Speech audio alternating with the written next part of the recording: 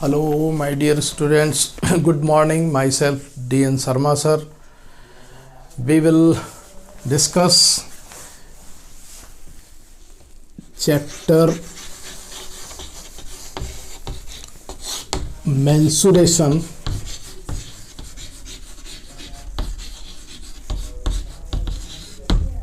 Mensuration in class 8th. So first of all, we discuss about the mensuration. What is mensuration? Mensuration is the branch of mathematics. In this branch, we learn the area, perimeter, volume, like these things in this branch of mathematics. So first of all, we learn the perimeter of any shape. Any shape means polygon, like closed curve, any type of closed curve, any type of polygon, they have their perimeters and their areas and their volumes. So first of all, we discuss the perimeter. First of all, we know about the perimeter. हम सबसे पहले perimeter के बारे में जानेंगे कि perimeter होता क्या है. तो perimeter में क्या है, जैसे किसी भी perimeter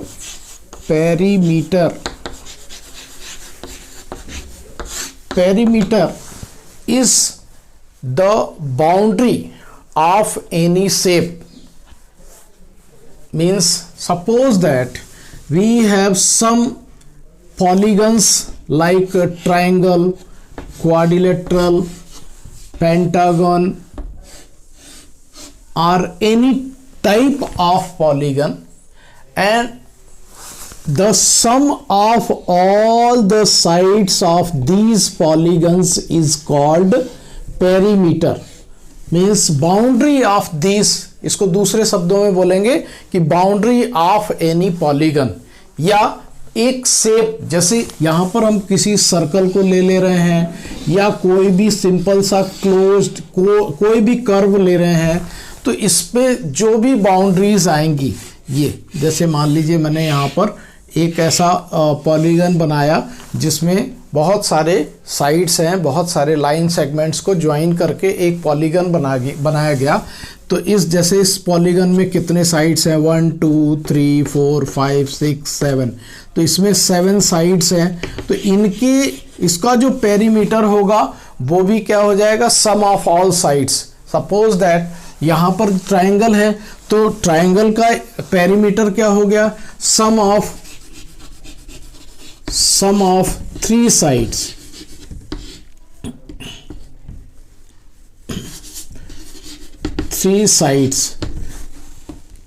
This is perimeter of quadrilateral. Sum of 4 sides.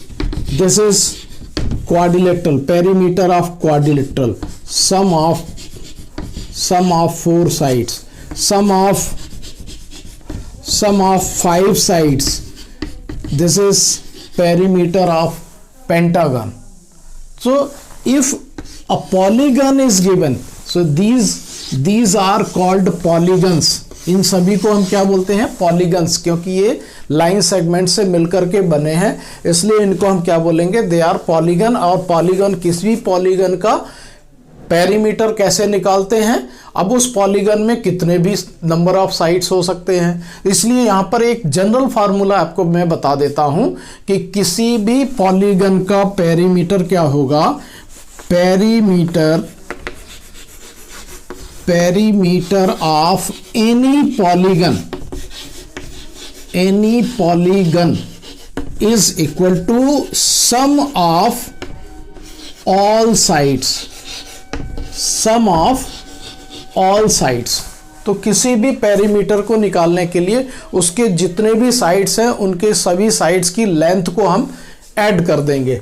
जैसे सपोज दैट हियर इस पॉलीगन में हमारे पास 7 साइड्स हैं, तो मैं एक एग्जांपल के तौर पर यहाँ पर दे रहा हूँ। जैसे ये 1 सेंटीमीटर है, 1 सेंटीमीटर, ये 2 centimetre, here this is 2 centimetre, this is 3 centimetre, this is 3 centimetre, this is 1 centimetre, this is 2 centimetre.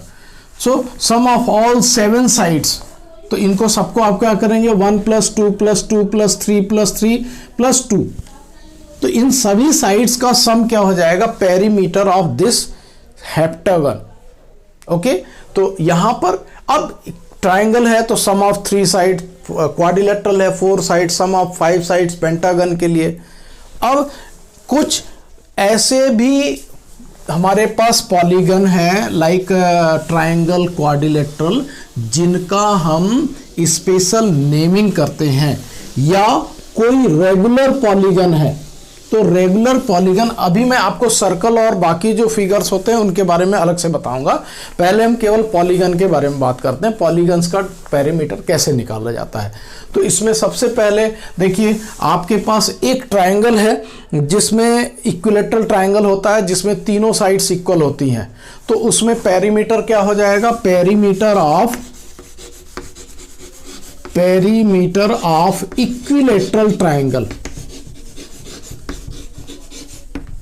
Equilateral triangle is equal to 3 × length of side, length of one side, किसी भी एक side को 3 से multiply कर देंगे।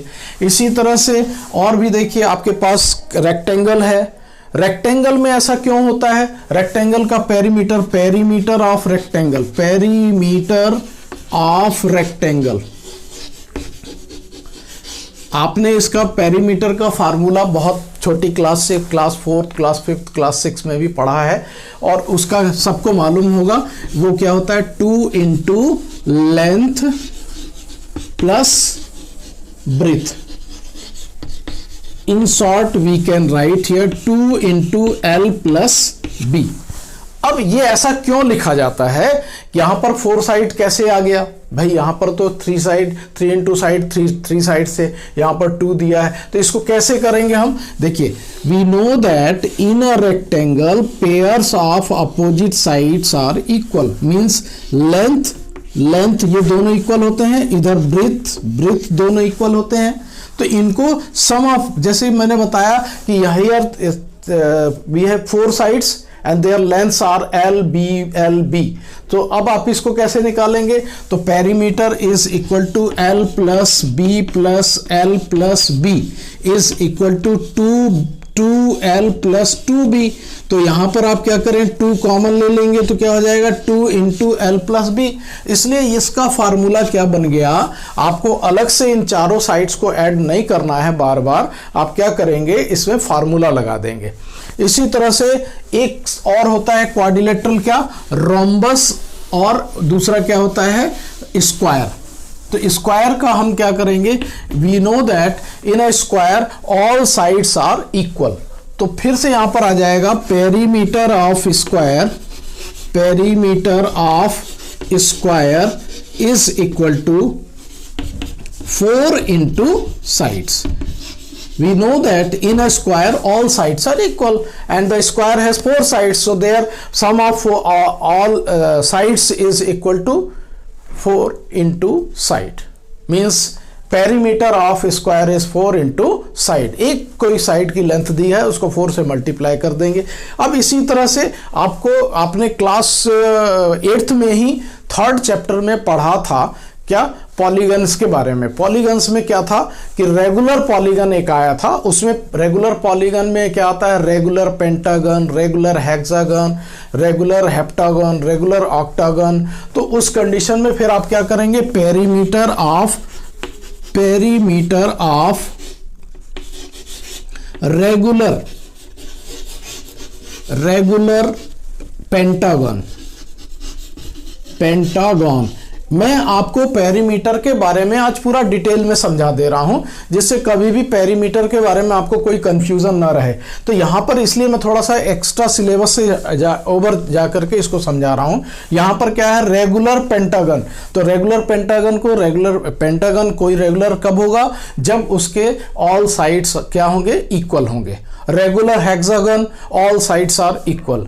A polygon has 5 sides is called pentagon. A polygon has 5 equal sides is called regular pentagon.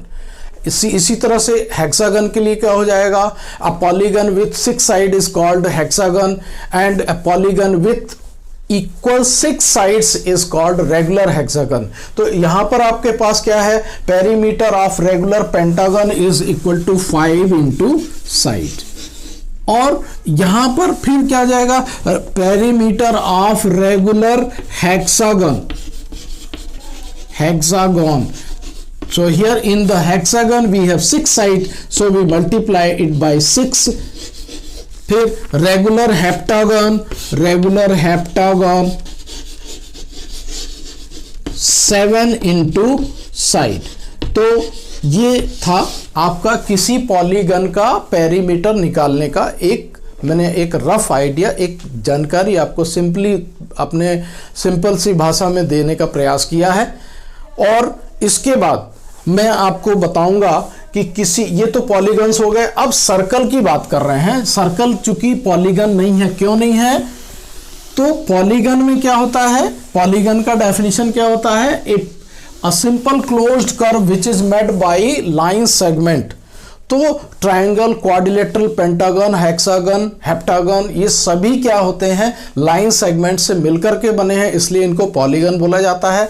But here circle, अब आप circle की बात करें तो इस सर्कल में क्या होगा, इस सर्कल का पेरीमीटर कैसे निकालेंगे, तो इसके पेरीमीटर को निकालने के लिए हम उसकी जगह पर पेरीमीटर की जगह पर किस वर्ड का यूज करते हैं, सरकमफेरेंस ऑफ सर्कल। तो सरकमफेरेंस ऑफ सर्कल आपको मालूम है, आपने पढ़ा भी है क्लास 7 में, क्लास 6 में, दोनों क्लास में आपने पढ़ा था। Circumference of circle is equal to 2 pi r। Here pi is equal to 22/7 r in decimal, इसको हम लिखेंगे 3.14। और r क्या है आपका, रेडियस ऑफ सर्कल। एक चीज और ध्यान रखिएगा, आगे जो एक्सरसाइज दिए गए हैं उसमें आपको सेमी सर्कल की जगह पर सेमी सर्कल्स भी मिलेंगे आपको। तो उस कंडीशन में आप क्या करेंगे कि circumference of semicircle is equal to, अब सेमी सर्कल मीन्स क्या होता है, सर्कल का हाफ। ये जैसे ये पूरा कंप्लीट सर्कल है, इसको मैंने यहां से काट दिया तो ये क्या बन गया, सेमी सर्कल। अब सेमी सर्कल में भी रेडियस होगा, बिना रेडियस के आप सेमी सर्कल नहीं बना सकते, इसलिए यहां पर भी रेडियस की आवश्यकता पड़ेगी। ये भी क्या है, तो circumference of semicircle is equal to pi r, means half of circle. Half of circle means इसका हाफ करेंगे तो 2 से 2 कैंसिल हो जाएगा, बचेगा क्या, पाई r। और पाई की वैल्यू यहां पर मैंने आपको बता दिया, पाई 22/7 एंड 3.14। अगर रेशनल में लेना है तो 22/7 होगा, डेसिमल में लेना है तो 3.14 होगा। और r यहां पर भी क्या है, radius of circle. Okay, thank you. उम्मीद करता हूं कि आपको पेरीमीटर का जो डेफिनेशन है किसी भी शेप के लिए, पेरीमीटर समझ में आ गया होगा कि किसी भी शेप का या किसी भी फिगर का पेरीमीटर कैसे निकालना होता है। और वीडियो अगर लाइक पसंद किया हो आपने तो एक बार लाइक करके सब्सक्राइब कर दीजिएगा। मेरा उद्देश्य ये नहीं है कि मैं यूट्यूब में यूट्यूबर बनूं और मेरे वीडियोस खूब सारे लाइक्स मिलें और उसके बाद मेरे को इनकम आना शुरू करें। मेरा उद्देश्य ये है कि मैं अधिक से अधिक बच्चों को मेरा जो पढ़ाने का कॉन्सेप्ट है, टीचिंग कॉन्सेप्ट है वो बहुत इजी है। जहाँ तक मेरा मानना है या जो मेरे स्टूडेंट्स हैं उनका ये मानना है कि मेरी पढ़ाई का जो तरीका है या पढ़ाने का जो तरीका है वो बहुत इजी कॉन्सेप्ट में पढ़ाने का प्रयास करता हूँ, डिटेल में पढ़ाता हूँ। तो उम्मीद करता हूँ कि आपको बहुत अच्छे से समझ में आएगा। आगे भी मैं धीरे धीरे बहुत सारे वीडियोस बना करके आपके लिए अपलोड करूँगा। तो प्लीज़ अपने साथ के जो स्टूडेंट्स हैं आपके क्लास में, आपके रिश्तेदार में, आपके आस पड़ोस में, उन सभी को मेरा वीडियो आप शेयर करिए। और उससे क्या होगा कि अधिक से अधिक बच्चों को बहुत सरल भाषा में आपको मैथ समझने का लाभ मिलेगा, सबको लाभ मिलेगा। थोड़ा सा मेरा क्या, आप अपने साथ के जो कमज़ोर बच्चे हैं उनको भी ज़्यादा से ज़्यादा इस बात को बताइए और उनको वीडियो दिखाइए, समझाइए, वो समझेंगे। मैं एक सरल भाषा में, चूँकि आप इंग्लिश मीडियम, हिंदी मीडियम के स्टूडेंट हैं, तो मैं एक सिंपल से लैंग्वेज में पढ़ाने का प्रयास करूँगा। Okay, thank you.